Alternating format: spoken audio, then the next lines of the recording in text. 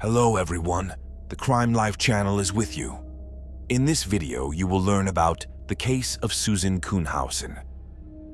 This day, September 6, 2006, was supposed to be unremarkable for Susan Kuhnhausen, but not only did she remember it for the rest of her life, but also made her a local celebrity. Providence Medical Center in Portland, Oregon, where Susan worked for 30 years, she returned home after another shift at the hospital.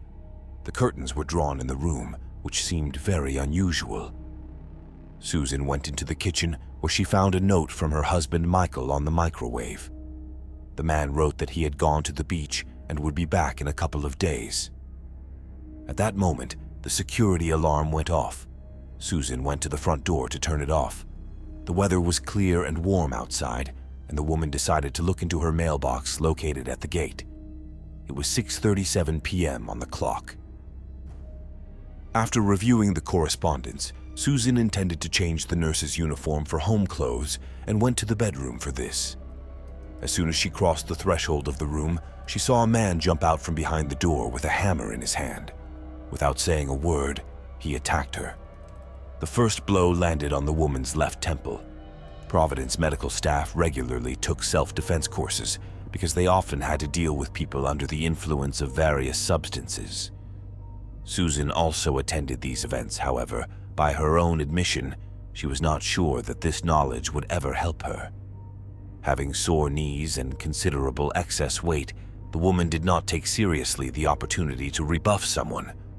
But shocked by the attack in her own home, Sue remembered that in such a situation, she was recommended to reduce the distance to the attacker as much as possible in order to deprive him of the opportunity to brandish a weapon. Susan went on the attack and pinned the killer with her own body against the pink walls of the bedroom. "Wow, you're strong." That would be the only thing the woman heard that evening from the man who wanted to kill her. The hammer used in the attack Kuhnhausen was able not only to pin the attacker against the wall, but also to grab the hammer from him. The woman managed to hit him several times on the head, demanding that he tell her why he came to her house. The killer managed to snatch the weapon from her hands.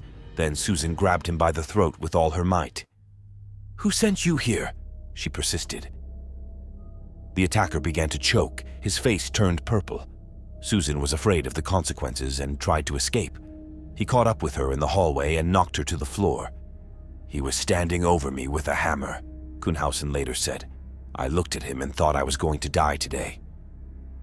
But in those split seconds, the woman made a decision that eventually saved her. Susan decided to bite the attacker so that the police could link the killer to her death by the traces of teeth. Susan Kuhnhausen shows a photo of the hammer she was attacked with. Gathering her remaining strength, Susan rushed to the killer and bit him sharply on the arm, then on the thigh. From surprise, he turned out to be disoriented. Taking advantage of the moment, the woman knocked him down and sat on top of him. Susan started strangling the offender again. "Tell me who sent you here, and I'll call you a freaking ambulance!" she screamed. He didn't answer, and then he went limp. Kuhnhausen grabbed a hammer and ran to her neighbor Anne. She immediately called 911.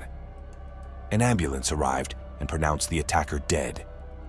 In the basement of the house, the police found his backpack, and in it, a diary. On the sheet with the date September 4th, 2006, it says, "Call Mike," and Michael Kuhnhausen's number is indicated. The diary found in the killer's backpack, the attacker turned out to be 59-year-old Edward Huffey. Having fought in Vietnam in the past, the man chose for himself not the honorable old age of a combat officer, but a crooked path. 15 years before the attack on Susan, Huffey organized the murder of his girlfriend, for which he spent 9 years in prison. After being released, he met Michael Kuhnhausen, who got him a job in his shop. Huffey's autopsy showed that there was an almost lethal dose of drugs in his system at the time of the attack. Upon learning that Susan had survived, Mike went on the run. He was detained on September 13th, a week after the incident. He categorically denied that he had hired Huffey to eliminate his wife. But the police already had a witness who said that Kuhnhausen had promised him $5,000 if he would help Huffey in the attack.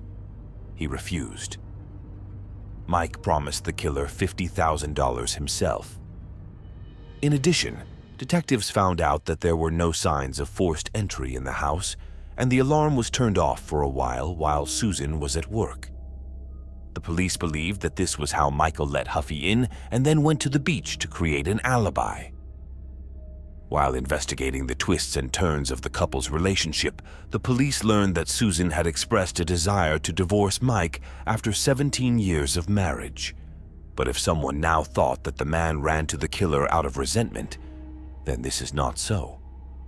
The point, as often happens, is the financial side of life.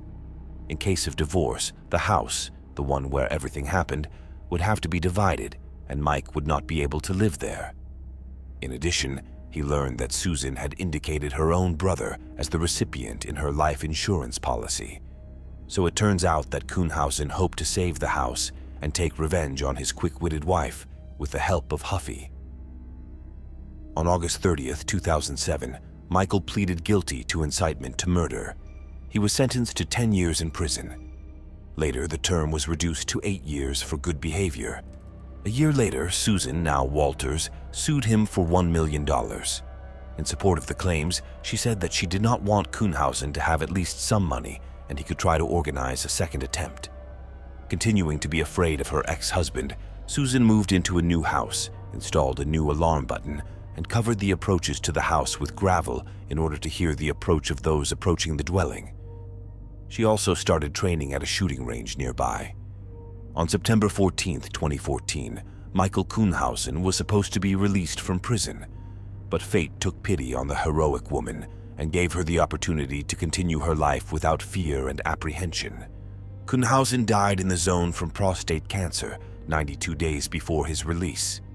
Susan, 10 years after the assassination attempt, Susan, having recovered from her experience, began social activities.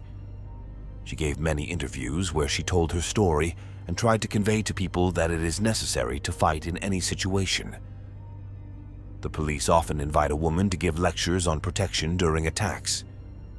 In 2017, in collaboration with the District Attorney's Office, a website dedicated to supporting victims of crime was developed. According to the latest information, Susan intends to write a book about her story.